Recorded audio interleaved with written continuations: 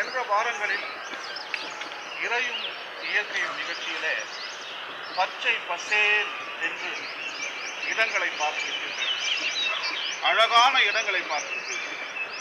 ஆனால் இந்த நிகழ்ச்சியிலே எனக்கு பின்னால் காய்ந்து போன மலையை பார்க்கிறீர்கள், பாலை நிலத்தை பார்க்கிறீர்கள். இந்த பாலை நிலத்தை பற்றித்தான் நான் உங்களுக்கு இந்த தினம் சொல்ல போகிறேன். இந்த பூமியின் மேற்பரப்பிலே 6% பாலைவனமாக இருக்கிறது. பாலைவனத்தில் வெயில் அதிகம், துன்பம் அதிகம். பாலைவனத்தில் உயிர்கள் மிகவும் குறைவு.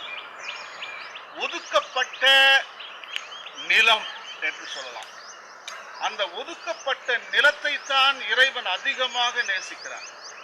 எப்படி ஒடுக்கப்பட்ட மக்களை இறைவன் நேசிக்கிறாரோ, எப்படி அவர்களுக்கு விடுதலை வாழ்வு கொடுக்கிறாரோ, அதை போல ஒடுக்கப்பட்ட நிலத்துக்கும் அவர் ஆறுதலாக இருக்கிறார். இந்த தவக்காலம் பாலைவன ஆன்மீக காலம். இறைவன் பாலைவனத்துக்கு செல்கிறார். 40 நாட்கள் அங்கு அவர் நோன்பு இருந்தார் என்று வேதம் சொல்லுகிறது. இந்த பாலை நிலம்தான் ஆன்மீகத்தை அதிகமாக நமக்கு கொடுக்க முடியும், அனுபவிக்க முடியும்.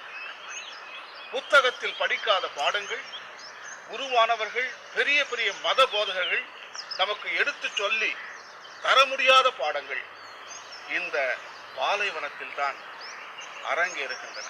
ஒடுக்கப்பட்ட மனிதர், பாலைவனத்து மகன் ஈசாக்கு, யாக்கோபு, யோசப் அனைவருமே பாலைவனத்து மக்கள். இஸ்ராயல் இனம் பாலைவனத்து இனம். பாலைவனத்திலே இறைவன் அவர்களை அழைத்துச் செல்கிறார். எகிப்திய அனுபவம் பாலைவனம், பாபிலோனிய அனுபவம் பாலைவனம்.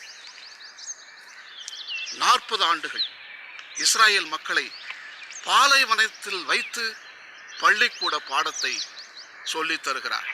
அந்த 40 ஆண்டுகளிலே இஸ்ராயல் மக்கள் இறைவனுடைய திட்டத்தை கண்டுபிடித்தார்கள்.